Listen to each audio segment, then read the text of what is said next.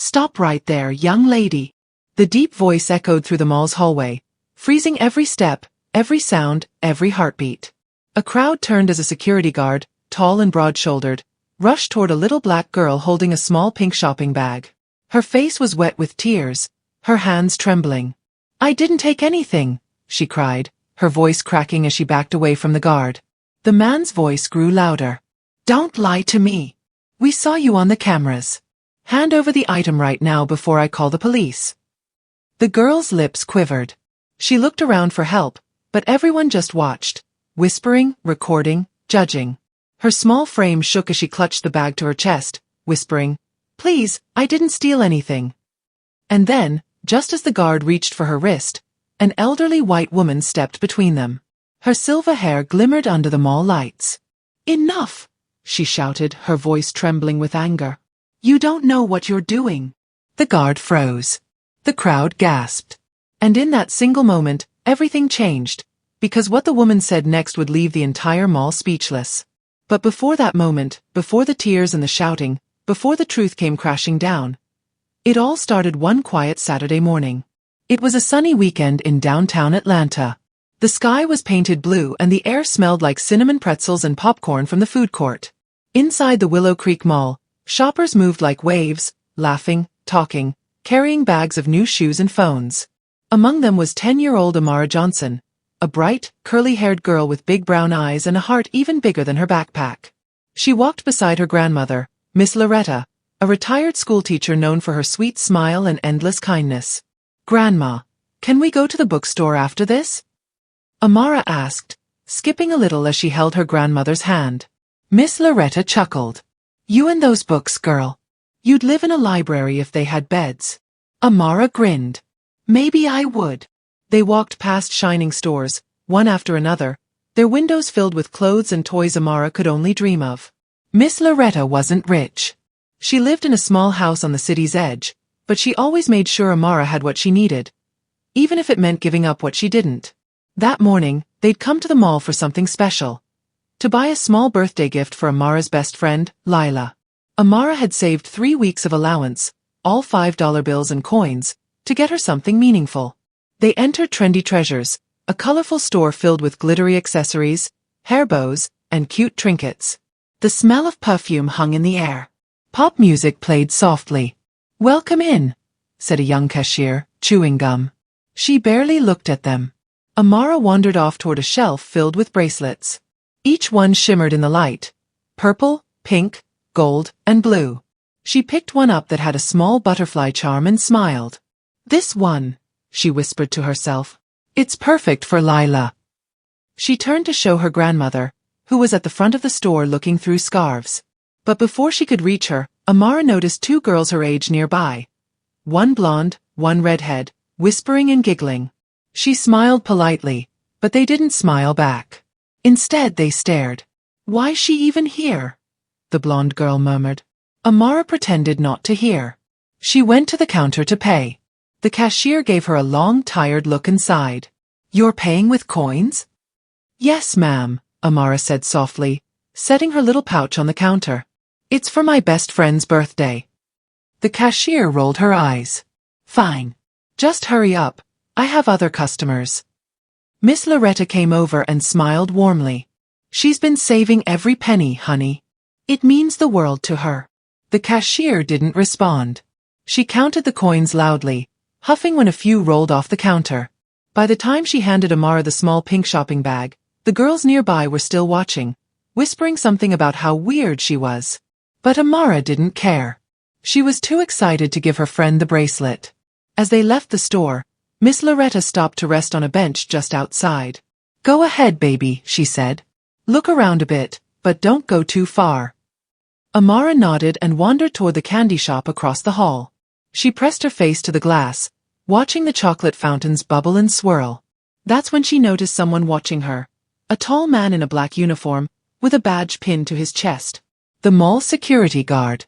He stood near the corner, talking into a walkie-talkie, his eyes never leaving her. Amara felt her heart thump. She looked down at her shopping bag, still in her hand. Maybe he was just doing his job, she thought. But when she looked back up, he was walking toward her. Meanwhile, inside Trendy Treasures, the two girls were whispering again. The blonde one said, "That girl took something. I saw her put something in her bag." The cashier frowned. "Are you sure?" "Totally," the redhead replied. "She looked super nervous." The cashier sighed, then reached for the phone. "I'll call security. Can't have shoplifters in here." And just like that, the wheels of misunderstanding began to turn. Outside, Amara turned around when she heard someone call, "Hey! You there!" She froze. The guard was walking fast now, his shoes clicking hard against the floor. "Me?" she whispered, looking around. "You. Stop right there." Amara's stomach sank. People started turning their heads, slowing down to see what was going on. "Sir," she said softly. "Is something wrong?" He crossed his arms. "Empty the bag." She blinked. "What?" "The pink bag. Let's see what's inside." "But I bought this." "I have the receipt." Her small hands fumbled through the bag, her voice shaky. "See? I paid for it." He didn't even look. "Don't make it harder on yourself. I didn't do anything wrong." His voice grew sharp. "Don't lie to me, kid. You think we don't have cameras? You were seen taking something and walking out without paying." People gathered now, pulling out their phones. Some whispered. Some shook their heads. A woman in a red jacket said, "That poor thing." Another muttered, "Well, you never know these days." Amara's chest tightened. She wanted to run, but her legs wouldn't move. Tears welled in her eyes as she said again, "I didn't steal." The guard grabbed her wrist lightly but firmly. "Come with me." "No, please." "Sir." That voice, strong and trembling, cut through the crowd. The elderly woman who had been sitting on the bench stood up. Her blue eyes burned with anger as she stepped forward. "Let go of her right now." The guard turned. "Ma'am, please step back. This is mall security business." Miss Loretta rushed over, clutching her cane. "That's my granddaughter. You better explain what's going on." Before the guard could speak, another voice came from behind them. "Excuse me," said an older woman with silver hair, holding a shopping bag of her own. "I think there's been a terrible mistake." The guard frowned. "And who are you?" The old woman took a slow breath. Her eyes softened as she looked at Amara. "I saw what really happened in that store," she said quietly. The air in the mall seemed to still. The crowd leaned closer. "What do you mean?" the guard asked. The woman hesitated, then said. And just like that, the truth that was about to come out would leave everyone, including the security guard, completely speechless. The whole mall went silent. You could almost hear the hum of the air conditioner and the soft tapping of shoes from the people frozen in place. Amara stood still, her eyes red from tears, her small fingers clutching the pink shopping bag like her life depended on it. The silver-haired woman took one step forward, her voice calm but firm. "I saw everything that happened inside that store," she said again. "And before you embarrass yourself further, you should listen to me." The security guard blinked, caught between confusion and authority. "Ma'am, if you have something to say, make it quick. We have camera footage." "I don't need your footage," the woman interrupted. "Because I was there." The crowd murmured. Miss Loretta reached for Amara and wrapped her arms protectively around her. Amara pressed her face into her grandmother's coat, trembling. The guard sighed. "All right then, what did you see?" The old woman looked him dead in the eye. "I saw this little girl pay for her bracelet fair and square. I was standing 2 aisles away. She waited patiently, counted her coins one by one, and that cashier, that rude young lady, made her feel small for doing it. She didn't steal a thing." The security guard frowned. "If that's true, then why would we get a report?" "Because," the woman snapped, "someone lied. And maybe it's time you start questioning the people who made that call instead of the child they targeted." A low murmur spread through the watching crowd. People started lowering their phones. A few even looked ashamed. Amara peeked up through her tears, staring at the woman. There was something warm in her eyes. Something safe. But before the guard could respond, the manager of Trendy Treasures came rushing out of the store, her heels clicking fast on the tile. She looked flustered, holding a clipboard. "What's going on here?" "This girl was accused of stealing," the guard explained. "We're handling it." The manager's eyes darted from Amara to Miss Loretta to the silver-haired woman. Accused by who? Your cashier, said the old woman sharply. And those two girls in the store. The manager frowned. Oh, for heaven's sake. She turned to the guard. Let's check the camera before we make a scene. I can't afford bad press right now. Good idea, the guard muttered. He looked down at Amara. You'll need to come with us to the office, just for a moment. Miss Loretta's eyes flashed. Oh no, she won't. Not without me. Of course, ma'am, the guard said quickly. You can both come. The old woman added, I'm coming too. And so, the three of them, Amara, Miss Loretta, and the mysterious woman, followed the guard through the crowd toward the security office. The crowd slowly dispersed, though whispers lingered like echoes. Inside the small office, the air was cool and smelled faintly of coffee. Screens lined the wall, each showing different angles of the mall. The guard sat at a desk and clicked on a feed from Trendy Treasures. There, he said, pointing. That's her walking out. Miss Loretta crossed her arms. And he fast-forwarded. And right before that. He clicked back a few seconds, and the video showed Amara standing at the counter, handing over her pouch of coins. The cashier counted, clearly annoyed. After a moment, she handed Amara a small pink bag, the same one in her hands now. The silver-haired woman smiled faintly. Looks like she paid, doesn't it? The guard's face stiffened. Maybe it's not that simple. Let's check another angle. He switched to a side camera, showing the two girls whispering near the shelf. They pointed at Amara, then walked to the cashier after she left. The camera caught the cashier picking up the phone right after that. The old woman leaned on her cane. There's your misunderstanding. Miss Loretta's voice trembled with anger. Misunderstanding? You chased and humiliated a 10-year-old girl in front of half the mall. The guard looked embarrassed. I was just doing my job. Your job, Miss Loretta said, her voice cracking, is to protect people, not to accuse children without proof. Amara looked up at her grandmother, tears glistening again. It's okay, Grandma, she whispered. I knew he'd believe me once he saw the truth.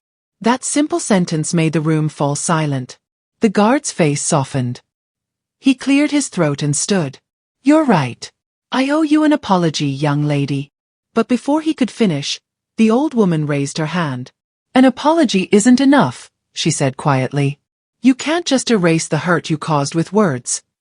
Amara looked at her, surprised. The woman's voice wasn't angry. It was heavy, almost sad. I've seen this happen before, the woman continued. Too many times. People see a young black child and think the worst. They don't ask questions.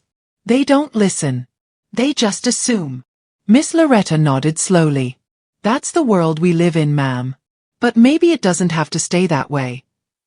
The guard shifted uncomfortably. I didn't mean any harm. The old woman sighed. I know you didn't. But harm isn't just what we mean. It's what we do.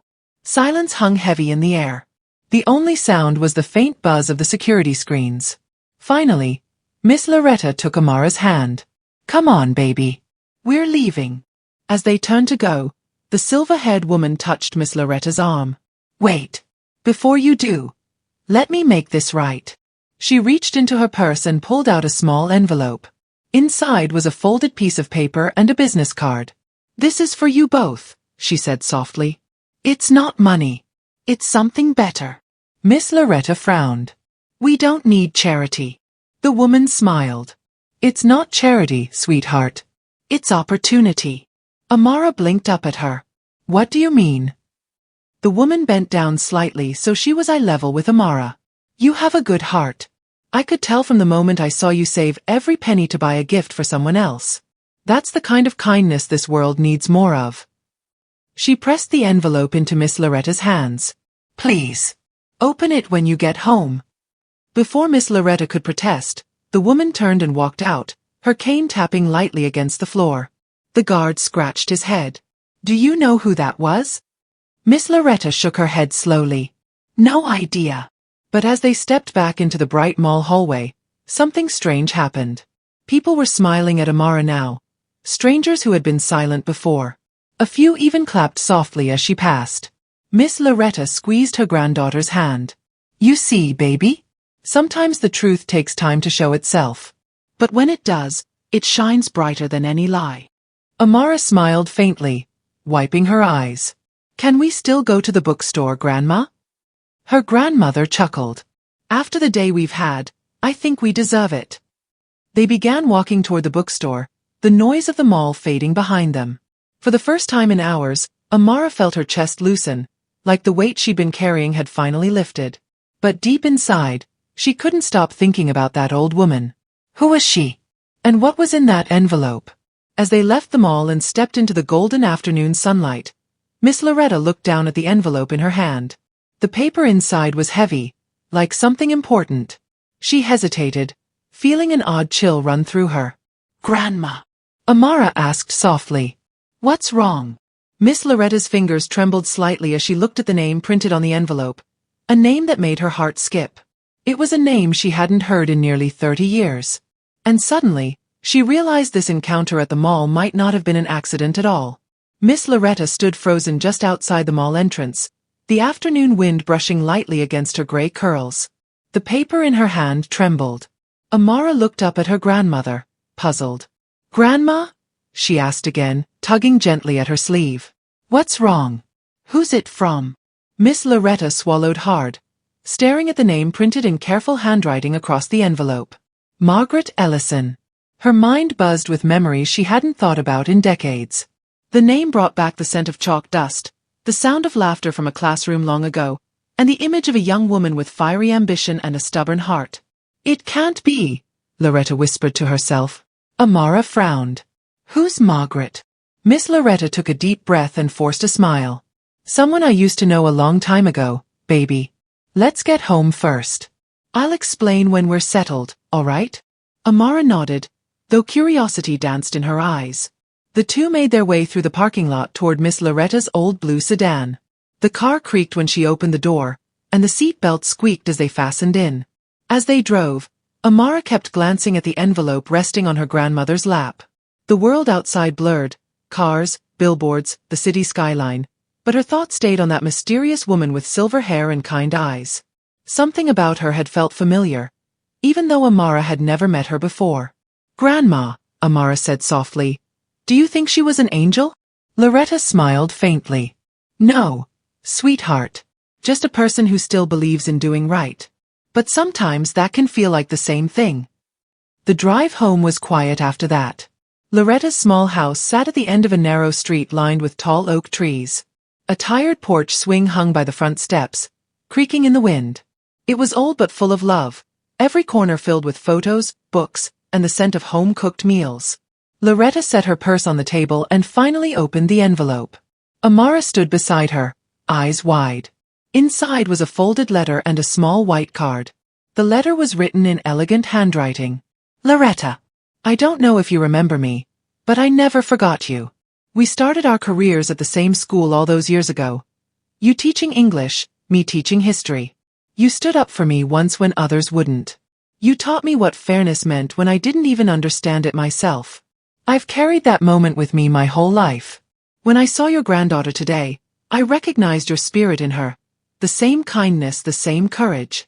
Please accept this card. It's my direct contact at the Ellison Foundation. We sponsor children with potential, and I would be honored to help Amara in any way I can. She deserves every chance to shine. With gratitude, Margaret Ellison. Loretta sat back in her chair, speechless. Grandma, Amara asked, what does it mean? Loretta blinked a few times before answering. It means that woman we met today. She's someone I helped a long time ago. And now, she's trying to return the favor. Amara tilted her head. You helped her how? Loretta smiled sadly. Well, let's just say people didn't always treat her kindly either.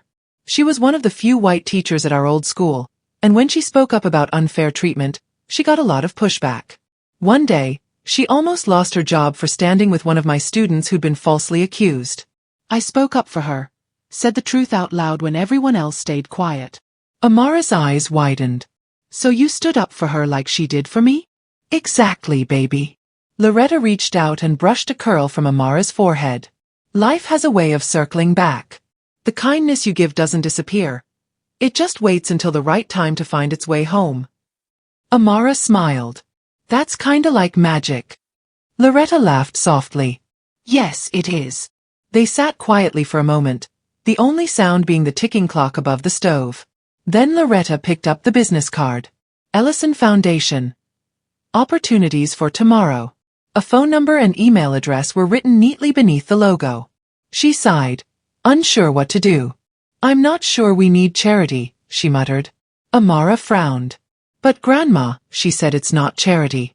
Maybe it's like a gift. Loretta smiled again, realizing her granddaughter was right. You might be on to something, sweetheart. Just then, a knock came at the door. Both of them jumped. Loretta glanced at the clock. It was nearly 7 p.m. Who could that be? She murmured. Amara ran to the door and peeked through the curtain. It's the security guard, she whispered. Loretta's heart skipped. She quickly moved to the door and opened it a crack. Sure enough, there stood the same man from the mall, looking uncomfortable and holding a paper bag. Good evening, ma'am, he said quietly. I hope I'm not intruding. Loretta frowned but kept her tone calm. What brings you here, officer? Just call me Carl, he said. I wanted to apologize properly. Face to face. What I did today was wrong. I made a judgment before knowing the truth, and I can't stop thinking about how scared your granddaughter looked. Amara stepped forward a little, still cautious. Carl crouched down to her level and said, I'm sorry, young lady. You didn't deserve that. Amara studied his face for a long moment before nodding slowly. It's okay. You believe something bad because someone told you it was true. But maybe next time, you can believe in people first. Her words hit him harder than he expected. He smiled sadly. You're wiser than most grown-ups I know. He held out the paper bag. I brought something for you both. It's from the bakery near the mall. Cinnamon rolls, the good kind. Loretta hesitated, then accepted the bag. Thank you, Carl. That's very kind of you. He nodded. And ma'am, for what it's worth, I've already filed a report about what happened. Those girls and the cashier, they'll have to explain their part in all this. Loretta sighed softly. I appreciate that. Carl looked down at Amara again. Keep that smile, kiddo. The world needs it. Then he turned and walked back down the porch steps into the evening light. Inside, the smell of cinnamon filled the air as Amara opened the bag. They smell amazing, Grandma. Loretta chuckled. They do. Let's save some for breakfast. They sat together at the small kitchen table, the day finally beginning to settle in their bones. Outside, the crickets chirped and the streetlights flickered on. Grandma, Amara said between bites, do you think we'll see Miss Margaret again? Loretta smiled softly. Something tells me we will. People like her don't just walk in and disappear. Amara yawned, leaning her head on her grandmother's arm. I hope so. I want to thank her again. Loretta brushed her granddaughter's hair gently, her heart full. But as she gazed at the letter one more time, her eyes fell on a handwritten postscript at the bottom she hadn't noticed before. P.S. I'll be in touch soon. There's something important you need to know. Something about your family that I should have told you years ago. Loretta's breath caught. She stared at those words, her fingers trembling slightly. Something about our family? She whispered to herself. Her mind swirled with questions she wasn't sure she wanted answers to. And somewhere deep inside, she knew the truth Margaret Ellison hinted at might be far more shocking than anything that had happened in that mall. Miss Loretta couldn't sleep that night. The sound of the clock ticking on the wall grew louder with every passing minute, filling the small, quiet house like a reminder of time she could never get back. She sat by the window in her robe, a warm mug of tea in her hands, staring out at the moonlight spilling across the front yard. On the kitchen table behind her, the letter from Margaret Ellison lay open. Loretta's eyes kept darting toward it, toward that single line she couldn't get out of her head. There's something important you need to know, something about your family that I should have told you years ago. She sighed, rubbing her temples. What could she possibly mean? She whispered. In the next room, Amara was sound asleep, hugging her stuffed bunny tight. Every so often, she mumbled softly in her dreams. Loretta smiled faintly. That little girl had been through so much in one day. Accused, humiliated, then vindicated, and yet she'd gone to bed with hope in her heart. Loretta took another sip of tea and closed her eyes. If only life could stay this peaceful for her, she murmured. But deep down, she knew peace rarely lasted long. Not when secrets were involved. The next morning, the smell of breakfast filled the air. Pancakes and sizzling bacon. Amara came skipping into the kitchen in her pajamas, her curls wild and her eyes still sleepy. "Morning, Grandma," she said, hugging her around the waist. "Good morning, sunshine," Loretta said, smiling. "Did you sleep well?" Amara nodded. "Yep. I dreamed we were flying in the clouds. You were wearing a cape." Loretta chuckled. "A cape, huh? Maybe I should get one." They ate breakfast quietly for a while until Amara's gaze landed on the envelope still sitting on the counter. "Are you gonna call Miss Margaret today?" Loretta hesitated. "I might. But first, I need to think about what I'm going to say." "What if it's something good?" Amara said brightly. "Like, maybe she wants to help me go to a big school or something." "Maybe," Loretta said softly, though her gut told her this wasn't just about scholarships or foundations. Margaret's words had sounded personal. After breakfast, Loretta washed the dishes slowly, lost in thought. She'd known Margaret Ellison when they were both young teachers, fresh out of college. Back then, they'd been close. Closer than most people at the time would have approved of. Two women from very different worlds, bound by a shared belief in fairness and compassion. But life had its way of pulling people apart. And whatever had happened all those years ago, Loretta realized now, she had buried it so deep she barely remembered the details. Until now. By late afternoon, Amara was out in the small yard playing with her jump rope. Loretta sat on the porch steps, her phone in her hand. She'd dialed Margaret's number twice already but couldn't bring herself to hit call. Finally, she took a deep breath and pressed the green button. The line rang once, twice, then clicked. "Hello." A calm, familiar voice answered. "Margaret. It's Loretta Johnson." There was a pause. Then a warm, surprised laugh. "Loretta. Oh my goodness, I didn't think you'd call so soon." "I wasn't planning to," Loretta admitted. "But your letter. It raised more questions than it answered." "I figured it might," Margaret said gently. "Do you have time to talk?" "I do," Loretta replied. "But I need you to be honest with me. What did you mean about my family?" Another long pause. The only sound on the line was the faint hum of traffic in the background. "Loretta," Margaret said at last, her voice trembling slightly, "I think it's best if we talk about this in person. There are things I can't explain over the phone. Too much history. Too much pain." Loretta frowned. "Margaret, if there's something I need to know, just tell me." There was silence for a moment, and then Margaret said quietly, "It's about your daughter, Amara's mother." Loretta's heart skipped. "What about her?" "I knew her," Margaret said. "Years ago. Before she passed." Loretta's grip tightened on the phone. "That's impossible. You couldn't have known her." "I did," Margaret said softly. "And she told me something before she died. Something she asked me to keep safe, until the time was right." Loretta stood up slowly, her knees weak. "Margaret, what are you talking about?" "I can't explain it over the phone," Margaret said again, her tone firm but kind. "Please, meet me tomorrow. There's a cafe downtown called the Willow Bean. 10 in the morning. Loretta didn't respond right away. She could feel her heart pounding. "All right," she said finally. "I'll be there." "Thank you," Margaret said. "And Loretta, I promise, I should have told you this years ago. You deserve to know." The call ended with a soft click. Loretta stood still for a long moment, her phone trembling in her hand. The sound of Amara's laughter floated through the open window. She sat back down on the porch steps, rubbing her forehead. Whatever this secret was, it had been buried for years. Maybe decades. But why would Margaret have kept something from her about her own daughter? The next morning came too soon. Loretta dressed in her best blue dress and a cream-colored scarf. Amara watched from the table, eating cereal. "Where are you going, Grandma?" "To meet someone," Loretta said. "Remember Miss Margaret? She wants to talk to me." "Can I come?" Loretta shook her head gently. "Not this time, baby. You stay here with Mrs. Carter next door, okay?" "I won't be long." Amara pouted but nodded. "Okay. Tell her I said hi." Loretta smiled faintly, gave her a kiss on the forehead, and stepped out the door. The Willow Bean Cafe was cozy, tucked between a flower shop and a bookstore downtown. When Loretta walked in, the smell of coffee and cinnamon filled the air.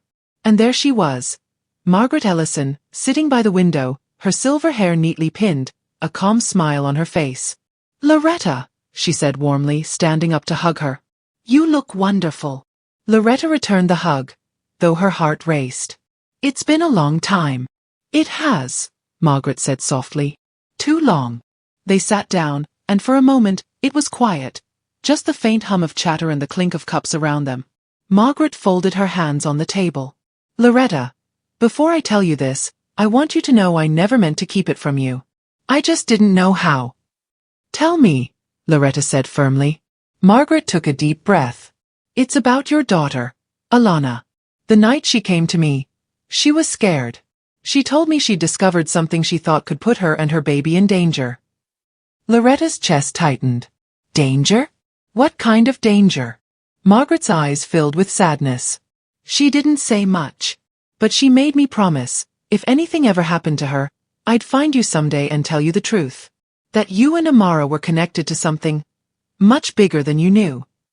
Loretta blinked, confused. "Margaret, what are you saying?" Margaret hesitated, then said quietly, "Before Alana passed, she gave me a sealed envelope. She told me not to open it, to give it to you when the time was right." Loretta stared at her, her breath catching. "You still have it?" Margaret nodded slowly, reaching into her purse. "I kept it all these years." She placed a small, yellowed envelope on the table. Loretta stared at it, her hands trembling as she reached for it. Her name was written on the front in her daughter's handwriting, the same looping cursive she hadn't seen since the day Alana left home. Tears welled in her eyes. "Why now, Margaret?" she whispered. "Why tell me this now?" Margaret's gaze was gentle but heavy. "Because the truth has been waiting long enough, Loretta. And because whatever's in that letter," she paused, voice trembling, "it's about Amara." For a long moment, Miss Loretta couldn't move. Her fingers hovered over the yellowed envelope like it was made of glass. Fragile, sacred, dangerous. The air inside the cafe felt heavy, as if the room itself was holding its breath. "My daughter left this?" she whispered, barely able to form the words. Margaret nodded. "Yes. She was frightened that night. I could see it in her eyes. I asked her to stay, but she said she couldn't. She made me promise to keep the letter safe until I saw you again." Loretta's throat tightened. "And you never thought to come sooner?" 20 years. Margaret. 20 years I've been raising that child without her mother. 20 years of wondering why she left and what happened to her." Tears welled in Margaret's eyes. "I know. And I'll never forgive myself for waiting this long. But I thought maybe it was best left in the past. Until yesterday, when I saw Amara. When I saw how much she looks like Alana. How much she is Alana. That's when I knew the time had come." Loretta stared at the letter again. The handwriting was unmistakable, flowing, gentle, and full of warmth. The L in her name curved exactly the same way it did in every birthday card her daughter had ever sent. Her trembling fingers slid under the flap. She hesitated, took a shaky breath, then tore it open.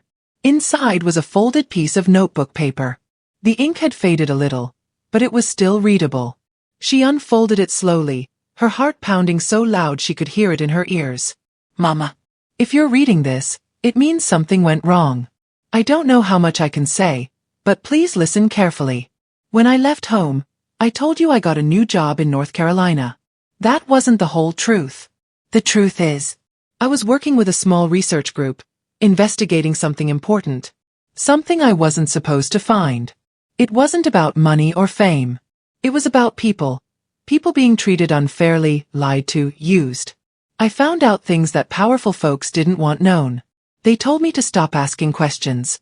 I didn't. Now I think someone's watching me. Following me. I'm scared. Mama. Not for me, for my baby. If anything happens to me, promise you'll protect her. Promise you won't let anyone take her or use her for anything.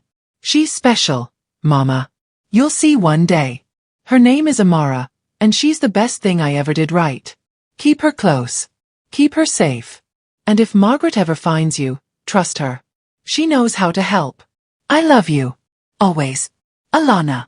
Loretta's vision blurred. Her hand went to her mouth as a soft, broken sob escaped her lips. Margaret reached across the table and squeezed her trembling fingers. I'm so sorry, Loretta. I didn't know how deep it went until it was too late. Loretta looked up, her eyes red and wet. Too late? You mean you knew something happened to her? That she didn't just run away? Margaret hesitated. The night after she gave me that letter, she vanished. The police said she died in a car accident, but when I asked to see the report, there were no details. No witness statements, no follow-up. It didn't sit right with me. Loretta's heart pounded in her chest. You think she was killed? Margaret's silence said enough. Loretta sank back in her chair, tears rolling down her cheeks. All these years. I thought she'd just left me. I thought maybe I wasn't enough. And now you're telling me she might have been murdered. I'm telling you, Margaret said softly, that she was silenced, and that she left clues for you to find if you ever came looking. Loretta wiped her face and looked down at the letter again. Her mind raced. Something important. Something about people being used. She thought back to the words keep her safe and felt a chill crawl down her spine. Amara. Her sweet, innocent granddaughter, always curious, always bright, always asking questions. Margaret, Loretta said slowly, what did Alana mean when she said Amara is special? Margaret shook her head. I don't know. But if Alana wrote that, she must have discovered something. Maybe something about Amara's father. Loretta's eyes darkened. I never knew who he was. She refused to talk about him. I remember that, Margaret said quietly. But I think he's the key. Loretta folded the letter carefully, her hands trembling. Then we find him. Margaret sighed. That's not going to be easy. I tried to track him once, back when Alana disappeared, but the name she gave me didn't exist. It was fake. Loretta frowned. Then how do we start? Margaret reached into her purse again and pulled out a small flash drive. This. It's old, but it has the last document Alana sent me before she vanished. She said it contained part of her research. Maybe it can tell us more. Loretta took it carefully, staring at the tiny piece of metal like it was a key to the past. Be careful, Margaret warned.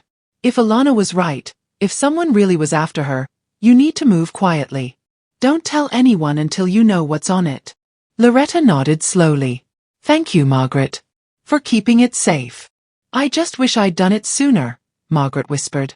They sat there for a long while, two women connected by grief, secrets, and something much bigger than either of them could yet understand. When Loretta finally stood to leave, Margaret hugged her tightly. Take care of that little girl, she said. And whatever you find, remember what Alana said. Keep her safe. Loretta drove home in silence, her thoughts spinning like a storm. At every red light, she saw flashes of her daughter's face. Smiling, laughing, crying. Then her mind would drift to Amara. Sweet Amara, who still thought life was simple and fair. How could she protect her from something she didn't even understand yet? When she arrived home, Amara came running to the door. Grandma! How was your meeting? Did you see Miss Margaret again? Loretta knelt and hugged her tightly. I did, baby. And she told me something very important. What was it? Loretta smiled sadly. I'll tell you when you're older. Amara tilted her head. That's what you always say. Loretta chuckled softly and brushed a curl from her granddaughter's face. And I always mean it. That night, after Amara went to bed, Loretta sat at the old wooden desk in her bedroom. The flash drive lay in front of her, small and unassuming, but she could feel the weight of it in her chest. She slid it into her old laptop. The screen flickered, loading slowly. Then a folder appeared. Project Unity. Confidential. Loretta's heart raced as she clicked it open. Inside were several documents and a video file labeled evidence_01. She hesitated, glancing toward the closed door of Amara's room. Then she clicked play. The video opened with a shaky camera view of a dimly lit room. A young woman's voice, unmistakably Alana's, spoke softly, urgently. If you're watching this, she said, it means they found me. But the truth has to come out. The people I'm investigating are using children, testing them, for something dangerous. And if they ever learn about my daughter, she'll never be safe. Loretta's heart stopped. Alana looked straight into the camera, her eyes full of fear and determination. "Promise me, Mama," she whispered. "Promise me you'll keep her hidden." Then the screen went black. Loretta sat frozen, her hand over her mouth, her eyes filling with tears. Somewhere in the next room, Amara stirred in her sleep, unaware that her life was now tangled in a mystery her mother had died to protect. Loretta looked back at the laptop, her pulse racing. Whatever her daughter had uncovered, it wasn't over. And the people who took Alana, they might still be out there. Loretta didn't sleep that night. The sound of the ticking clock on her wall felt louder than usual. Each tick a reminder that time was running out, though she wasn't sure for what. Her heart still hadn't recovered from hearing Alana's voice again. It felt like she had seen a ghost, but one that had come back not for comfort, but for warning. She replayed the video again and again, hoping she had misheard it, that it wasn't what she thought. But every time the same thing. Alana's terrified eyes, her trembling hands, her voice shaking as she said the words, "They're using children." Children. Loretta's breath caught every time that line echoed in her head. At around 3 a.m., she stood up, pacing the small living room. The laptop sat on the table, the video still paused on her daughter's face. She wanted to wake someone, to talk, to scream, but who could she trust? Margaret had said to move quietly. Loretta whispered to herself, "Keep her safe." "That's what you said, baby girl." "That's what I'll do." But how? She knew she couldn't just keep this secret locked up forever. Whatever Alana had uncovered was big, and if those people were still out there, if they somehow found out Amara was her daughter. Loretta's knees weakened. She dropped onto the couch and buried her face in her hands. She had already lost her child. She couldn't lose her grandchild too. When dawn came, the house was silent except for the faint hum of the refrigerator. Loretta made breakfast, eggs, toast, and orange juice, her hands trembling as she cooked. Amara came down the stairs rubbing her eyes, still sleepy but smiling. "Morning, Grandma." "Morning, sweetheart," Loretta said, trying to sound normal. Amara yawned and sat at the table. "Did you stay up all night again?" Loretta smiled faintly. "You noticed. You always look extra serious when you stay up," Amara teased. "Like when you watch those mystery shows." Loretta forced a laugh. "Something like that." Amara bit into her toast, her little legs swinging under the chair. "Grandma, do you ever think about Mom?" Loretta froze for a split second. "Every day," she said softly. "Why do you ask?" Amara shrugged.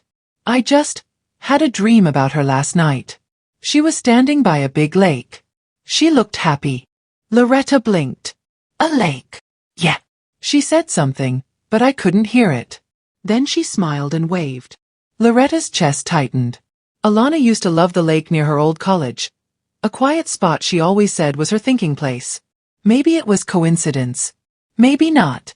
"That's a lovely dream," Loretta said finally, brushing a curl away from Amara's face. "Hold on to it." After breakfast, Loretta dropped Amara off at school, her heart heavy. As she watched her granddaughter run into the building, laughing with her friends, something deep inside her stirred, a mix of love, fear, and fierce determination. Whatever secret Alana had died protecting, Loretta would find it. And she'd make sure Amara stayed safe. When she got back home, she made herself a strong cup of coffee and sat down at the laptop again. There were more files in the Project Unity folder, some text documents, some photos, a few charts that didn't make much sense to her. She opened one labeled, Report_Part 2. Subject: Children with rare neurological patterns have been identified. Their abilities are beyond the control group average. Enhanced memory, rapid pattern recognition, unusual resistance to pain. The data suggests genetic modification, though no consent forms were signed by parents. Loretta's hands trembled. Genetic modification? What did that even mean? She kept reading, though every word made her stomach twist tighter. The funding appears to come from a private medical foundation linked to a pharmaceutical company. Their goal is unclear, but the pattern indicates military interest. The name repeated across several files. Soldine Research Institute. Loretta quickly scribbled the name on a notepad. Soldine. She'd never heard of it, but it sounded powerful. Dangerous even. The next file was a picture. It showed a group of children in a white-walled lab, their faces blurred. Behind them stood several adults in lab coats. But in the corner of the photo, there was something else. A familiar figure. Loretta zoomed in. A woman, maybe late 20s. Her posture, her hair, her smile. Faint, but unmistakable. Alana. Loretta gasped. Oh my God. So her daughter hadn't just found this research. She'd been inside it. That meant she knew too much. And that's why she vanished. Loretta's head spun. If Soldine had been experimenting on children, and if Alana said, they can never find out about my daughter, then her heart dropped. They had to be looking for Amara. The doorbell rang suddenly, sharp and unexpected. Loretta jumped, slamming the laptop shut. Her pulse raced as she hurried to the door. Standing outside was a tall man in a dark gray suit. His smile was polite but didn't reach his eyes. Mrs. Bennett? He asked. Loretta hesitated. Who's asking? I'm Agent Cross with the State Child Welfare Department. I just wanted to follow up about the incident at the mall last week. Loretta frowned. The mall? Yes, the man said smoothly. The situation with your granddaughter, Amara. We've received a report about her and wanted to ensure everything's been handled properly. Loretta's stomach twisted. Child welfare? She hadn't received any notice or calls from them. What kind of report? She asked carefully. Oh, just a standard follow-up. We like to make sure the child is emotionally stable after a public incident like that. Do you mind if I come in? Loretta hesitated. Something about his tone, too calm, too rehearsed, made her uneasy. I think we're fine, she said finally. If there's any issue, I'll call your office directly. The man's smile tightened slightly. Of course. I understand. I'll just leave my card. He handed her a business card and turned to leave, his shoes clicking softly on the pavement. Loretta closed the door, her hands trembling as she looked at the card. It read, Agent Daniel Cross, State Child Welfare Services. But there was no phone number. No address. Her pulse spiked. She rushed back to the window and peeked through the curtain, just in time to see him step into a black SUV parked down the street. The car idled for a moment before pulling away. Loretta's heart thudded in her chest. He wasn't a welfare agent. He was watching them. She turned back to the laptop and stared at the flash drive still plugged in. If what Alana had said was true, if Soldine really existed, then they had just found her. And this time, they weren't after Alana. They were after Amara. Loretta pressed a shaking hand against her mouth, her eyes wet. No, not again, she whispered. You won't touch her. You won't. Outside, the black SUV slowed at the corner of the street. Inside, the man in the gray suit lifted a phone to his ear. She has the drive, he said calmly. And the girls with her. Proceeding to phase 2. Then he hung up. Loretta's mind wouldn't stop racing. Every sound in the house made her jump. The creak of the floorboards, the wind brushing against the window, even the faint hum of the refrigerator. She couldn't shake the image of that black SUV or the man's sharp, fake smile. He knows about us. He knows about Amara. Her daughter's last words echoed like a drumbeat. Promise me you'll keep her hidden. That morning, Loretta went straight to the window again. The street looked calm, too calm. No sign of the SUV. But that didn't comfort her. She knew better than to trust quiet. She sat at the kitchen table, the flash drive still in her pocket. Coffee steamed in her cup, but she barely touched it. Her thoughts circled like a storm. If Alana's warning was real, if Soldine was still operating, they wouldn't just stop at watching. They'd come closer. And that meant she had to act. Fast. When the clock struck 7, she grabbed her coat and keys, then went upstairs to wake Amara. Sweetheart, time to get up, she said softly. Amara groaned. 5 more minutes, Grandma. Loretta smiled faintly, but her voice carried a rare firmness. Now, baby. We have to go early today. Amara blinked sleepily. Go where? To school. But Grandma's got some errands afterward. Amara yawned. Okay. As she got dressed, Loretta kept glancing through the blinds. Every car that passed made her pulse race. When they finally stepped outside, she forced herself to smile like everything was normal. The cool morning air brushed against her face, but she could feel eyes on them, even if she couldn't see from where. They drove off, Loretta gripping the steering wheel tighter than usual. At the school, Amara leaned over and kissed her grandmother on the cheek. "Love you, Grandma." "Love you too, baby. Be good today." As Amara ran off toward the building, Loretta watched her go, the small backpack bouncing against her shoulders, her curls shining in the sunlight. She wanted to call her back, to hold her tight and never let go. But she didn't. Instead, she drove straight across town to a small library. It was quiet, half-empty, and smelled faintly of old paper and dust. Just the kind of place no one would think to follow her to. She found an empty computer station at the back and plugged in the flash drive. Once again, the folder Project Unity appeared. This time, Loretta opened the next file, Field Report 3. It began with a log written by someone named Dr. Isaac Reiner. Testing of Group 7 continues. Subject 14, AL, shows strong emotional resistance and high adaptability. Unconfirmed genetic marker appears to increase empathic cognition. Ability to sense others' emotions. Testing halted after exposure incident with Subject 9, DG. Further observation recommended. Loretta's blood went cold. AL. That could be Alana. And empathic cognition? What kind of testing had they done to her? She scrolled further. Another note appeared. Subject 14 has been relocated. If contact is lost, initiate containment protocol. Her offspring must be monitored for inherited traits. Her hand froze on the mouse. Her offspring. They were talking about Amara. She felt a deep chill crawl up her spine. They had been watching her family for years. Suddenly, a shadow flickered in the reflection of the computer screen. Loretta turned sharply, but there was no one behind her. Just an old woman reading by the window. Still, her instincts screamed leave. She ejected the flash drive, shoved it into her pocket, and stood up quickly.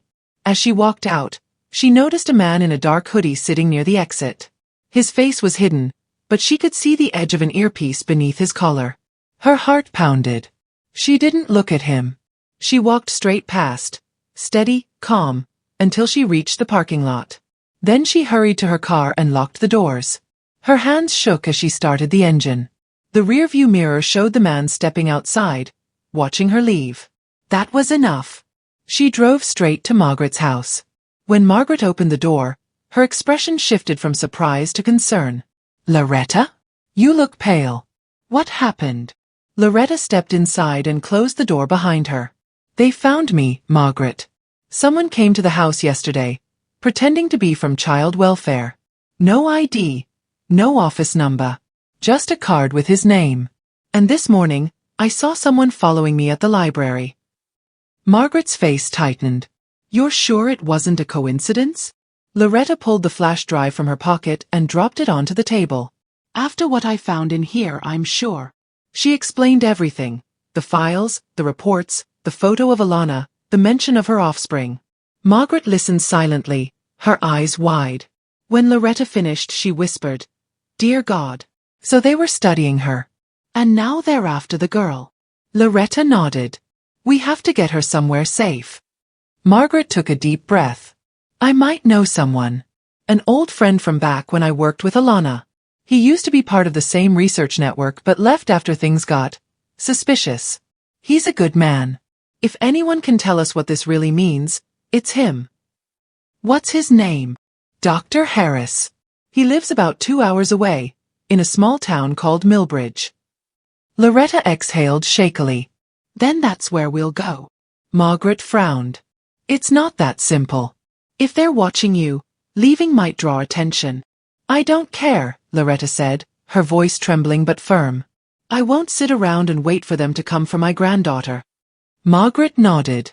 "Then we move tonight. I'll make some calls."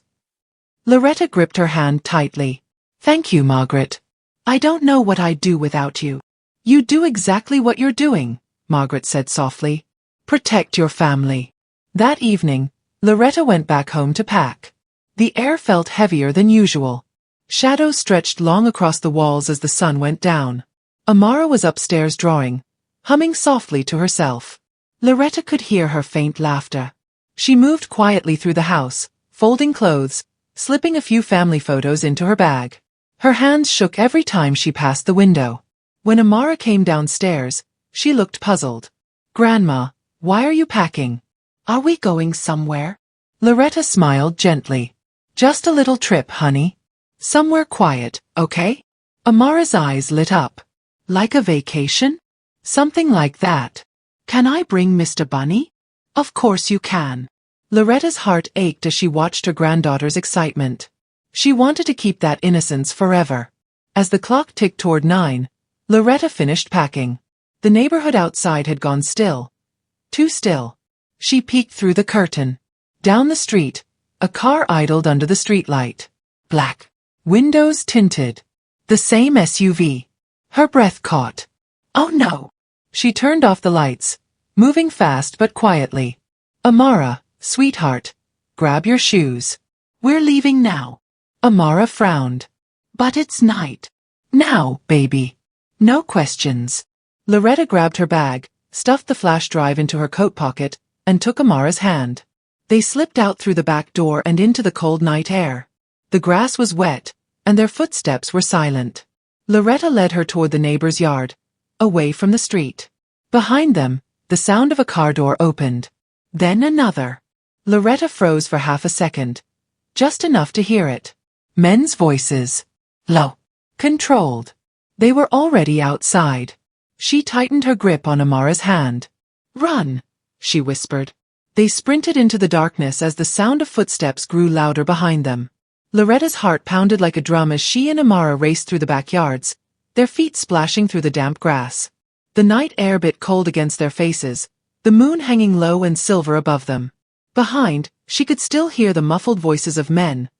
Low, sharp, and getting closer. Grandma, what's happening? Amara cried, breathless and frightened. Loretta tightened her grip. Just keep running, baby. Don't look back. They darted through a narrow space between two fences, Loretta's bag snagging on a piece of wire. She yanked it free, her heart hammering. In the distance, she saw the glow of the main road.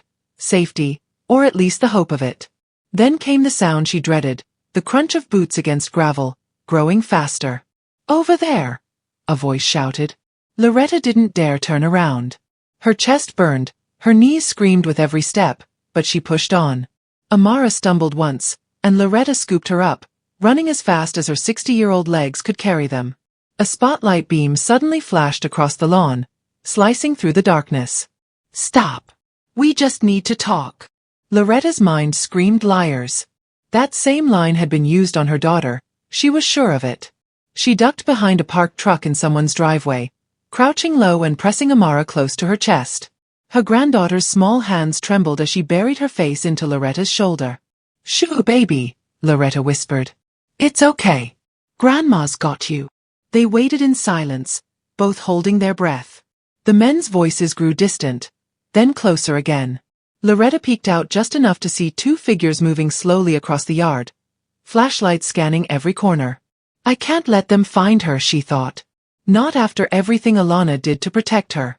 When the men turned toward the street, Loretta saw her chance. She took Amara's hand again and whispered, On 3, we run to the other side of the block. There's a gas station there. We can call Miss Margaret, okay? Amara nodded, tears glistening in her eyes. 1, 2. The beam of a flashlight swept past them again, and Loretta froze. The man was looking right at the truck. Hey, he shouted. Loretta didn't think. She grabbed Amara and bolted. Go! Go! They tore down the driveway, gravel scattering under their shoes. The men shouted behind them, the sound of running footsteps echoing down the street. Loretta's breath came in ragged gasps. Her legs felt like fire, but she didn't stop until she saw the bright fluorescent lights of the gas station ahead. Grandma! Amara cried, panting. They're coming! Loretta saw headlights behind them, the black SUV turning the corner fast. Inside! She yelled. They burst through the glass door, startling the night clerk, a young man with headphones around his neck. Ma'am? Call the police! Loretta shouted, slamming her hand on the counter. Now! Please! The clerk froze for half a second, then grabbed the phone. What's happening? They're after my granddaughter. Please hurry. Amara clung to her grandmother's side, eyes wide with terror. Outside, the SUV slowed, stopping right across the street. Two men stepped out. One of them the same man from before. The fake agent Cross. He scanned the store through the glass, his face calm, almost expressionless. Loretta pulled Amara behind a row of shelves. "Stay low," she whispered. The bell above the door jingled. "Ma'am," Cross said smoothly, stepping inside.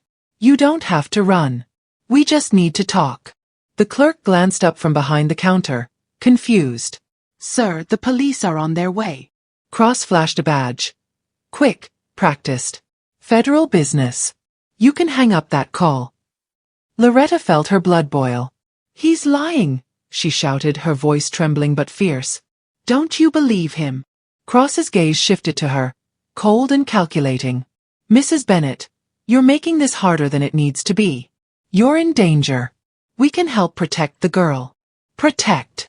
Loretta spat. "You want to use her, just like you used her mother." Cross's smile faltered slightly.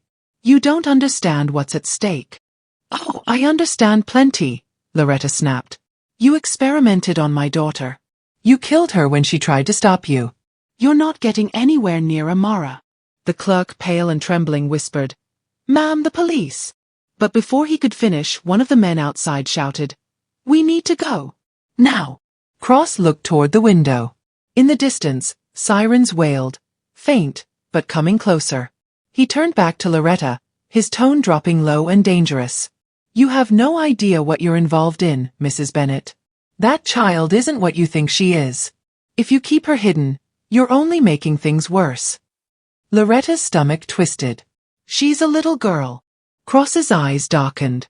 "She's not just a little girl." Then he turned and walked out, his coat swaying behind him.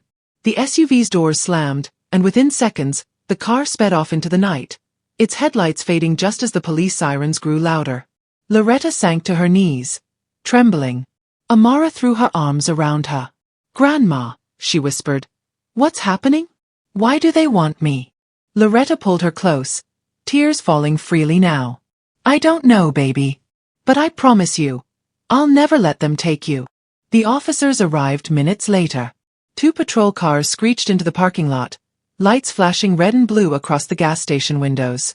A female officer approached carefully. "Ma'am, are you all right?" Loretta nodded shakily. "They were following us. Two men. One said he was with the government." "They're lying. They're dangerous." The officer exchanged a look with her partner. "We'll put out a bolo. Can you describe the vehicle?" "Black SUV. No license plate I could see." The officer scribbled notes. "All right, ma'am. Let's get you and your granddaughter somewhere safe for the night." They drove them to the nearest police station, where Loretta gave her full statement. But as she sat there in the harsh fluorescent light, she could feel eyes on her, officers whispering in corners, exchanging looks she didn't like. Something was wrong here too. When one officer walked past, he glanced down at a sheet of paper on his clipboard. Loretta caught a glimpse of it, a printed document with her name, and beneath it, in bold letters, "Person of interest, protective detainment recommended." Her breath caught. They weren't protecting her. They were helping them. Slowly, quietly, she reached for Amara's hand and whispered, "Stay close to me." She scanned the hallway. One of the side doors near the back was marked, "Authorized personnel only." A single officer walked out, leaving it slightly open. Loretta took her chance. She slipped through, heart racing, pulling Amara with her. The door led to a dimly lit corridor and a side exit. Behind them, voices started to rise. Someone had noticed. "Ma'am? Mrs. Bennet?" Loretta didn't stop. She shoved the door open and ran into the cool night air, the sound of shouts echoing behind her. She didn't know where she was going, only that she had to get out, had to reach Margaret and Dr. Harris before anyone else found them. As they disappeared into the dark streets, Amara's small voice trembled beside her. "Grandma, I'm scared." Loretta squeezed her hand tighter, her voice steady despite the fear in her chest. "I know, baby. But your mama's watching us. And we're not done yet." Somewhere behind them, a black SUV turned a corner, its headlights sweeping across the empty road like searching eyes. The cold night air bit hard against Loretta's skin as she hurried through the dark streets with Amara in her arms. Every breath came out in puffs of white, and every shadow made her flinch. The sound of distant engines still haunted the air, and she knew they weren't safe yet. Amara was shivering. Her small voice trembled. "Grandma, where are we going?" Loretta glanced around, scanning for a sign, a street name, anything. "Somewhere they can't find us, baby. We just gotta keep moving." She turned down an alleyway, her shoes slipping against wet pavement. The sound of barking dogs echoed somewhere behind her, followed by the faint hum of tires. Loretta's pulse jumped. "They're close," she whispered. Then she spotted it, a run-down church on the corner, its cross crooked and faded under the moonlight. The doors were still open, a faint glow coming from inside. She hurried toward it, pushing the door open just enough to slip in. The heavy wood creaked, and she winced at the sound. Inside, the air was thick with candle wax and dust. Old hymn books sat on the pews, and a single priest knelt near the altar, his white collar dimly lit by flickering candles. He looked up, startled. "Ma'am? Can I help you?" Loretta pressed a finger to her lips, glancing nervously at the door. "Please. Just for a minute. We need to hide." Something in her eyes, the desperation, the fear, made him pause. He nodded slowly. "There's a room in the back. Come." He led them down a narrow hallway lined with paintings of saints and angels. Amara clung to Loretta's coat, her small feet dragging from exhaustion. The priest opened a side door, revealing a small storage room filled with old boxes and blankets. "You can rest here," he said softly. "I'll make some tea." "Thank you," Loretta whispered, tears welling in her eyes. When he left, she sat with Amara on the floor, wrapping the girl in her coat. For a moment, there was silence, the first true silence they'd had in hours. Amara leaned into her, her voice barely above a whisper. "Grandma, why are they chasing us?" "What did I do?" Loretta brushed her granddaughter's hair gently, her throat tightening. "You didn't do anything, baby. You were born special, that's all. Some people fear what they don't understand." Amara looked up at her, eyes wide and shimmering. "Like how people used to look at mommy funny?" Loretta nodded slowly. "Yes. But your mama was brave. She always wanted you to be free. No matter what." Amara was quiet for a moment, then whispered, "I miss her." Loretta's chest ached. "Me too, sweet girl." The priest returned, carrying a tray with 2 steaming cups. His kind eyes lingered on them. "You're safe here for now," he said gently. "But I need to know, are you in some kind of trouble?" Loretta hesitated. "It's not just trouble. It's something bigger. They want my granddaughter for something her mother warned me about before she stopped, swallowing hard." The priest frowned. "Who are they?" Before Loretta could answer, headlights swept across the stained glass windows, painting red and blue patterns on the walls. Her heart froze. "No, not again." The priest moved to the window, peeking through the curtain. "There's a black SUV outside," he said, his voice tense. "And 2, maybe 3 men getting out." Loretta stood immediately, clutching Amara's hand. "We have to go." The priest turned to her, alarmed. "Who are they? Should I call the police?" Loretta shook her head sharply. "No. The police are with them. Please, Father, there's no time." He hesitated, then nodded quickly. "Come this way." He led them through a narrow back hallway toward a rear door. The creak of footsteps echoed in the front of the church now. The men were inside. "Father?" a voice called from the front. "We're looking for an elderly woman and a little girl. They're not safe out here." Loretta froze, her grip tightening on Amara. The priest whispered, "Go out the back. There's a path that leads to the woods behind the church. Follow it until you reach the old train tracks." She looked at him, eyes wet. "God bless you, Father." He smiled faintly. "Go. And may he be with you." They slipped out the back door, just as heavy footsteps echoed through the hall. Loretta hurried down the narrow dirt path, her shoes crunching softly on fallen leaves. Behind them, a door slammed. They had discovered the empty room. Back door. They went through the back. Amara's breath hitched. "Grandma, they're coming." Loretta scooped her up again, ignoring the ache in her knees. "Hold on tight." The trees closed in around them, their branches scratching at her arms. She could barely see the path, only the faint outline of the train tracks ahead, silver in the moonlight. She stumbled onto the gravel just as the men burst from the woods behind her. Stop! Loretta didn't. She ran across the tracks, slipping on the stones, almost falling. A distant train horn blared, echoing through the forest. Amara gasped. Grandma, the train! Loretta turned her head. The train's light was coming fast. Run! She shouted. They made it to the other side just as the train roared between them and the men, blocking their path. The thunderous sound shook the ground, sparks flying as it sped past. Loretta and Amara crouched beside a pile of rocks, catching their breath. For the first time that night, the distance between them and danger felt real, thick steel and roaring noise separating them from their pursuers. Amara clung to her grandmother, sobbing softly. Are we safe now? Loretta kissed her forehead, her voice trembling but strong. Yes, baby. We are. The train finally passed, leaving the night in deep silence. The men were gone, or maybe waiting on the other side. Loretta didn't know. She took Amara's hand again and began walking down the tracks, the moon lighting their way. After a while, she saw headlights flicker in the distance, but these weren't harsh and searching like before. These were softer, steady. A car pulled up along the dirt road beside the tracks. A familiar voice called out, Loretta? Loretta's head snapped up. Margaret. Miss Margaret stepped out of the car, eyes wide with disbelief. Good Lord, woman. What have you gotten yourself into? Loretta almost collapsed from relief. You wouldn't believe me if I told you. Margaret looked past her and saw Amara, pale, frightened, holding onto her grandmother's hand. Her expression softened. Get in. Both of you. We'll talk later. They climbed into the car. As it pulled away, Loretta looked out the window, the trees swaying gently in the breeze, the danger finally fading behind them. Margaret drove in silence for a while before speaking softly. You did good, Loretta. You protected that child. Loretta nodded, her eyes glistening as she looked at Amara asleep in the back seat. I just did what any mother would do, even if I had to do it twice. Margaret smiled faintly, her eyes meeting Loretta's in the rearview mirror. Then the world still has hope. Loretta turned her gaze toward the horizon, where the first light of dawn broke through the darkness. The nightmare was over, at least for now.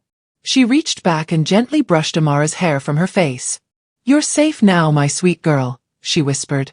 And one day when the world's ready, they'll see you for who you really are. The sun rose higher, painting the sky gold as the car disappeared down the quiet country road, carrying with it two souls who had survived, endured, and refused to be broken. And for the first time in a long while, Loretta smiled.